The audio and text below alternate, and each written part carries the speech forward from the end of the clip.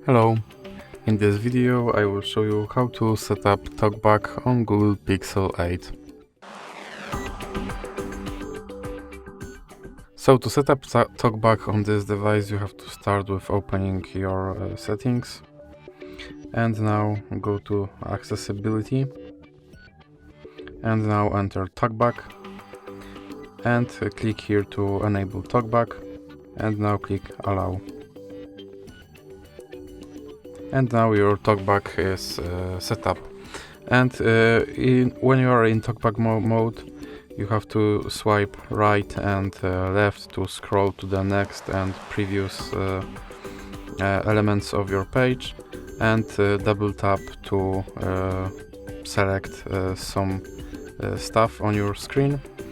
And to scroll down, you will have to use two fingers. So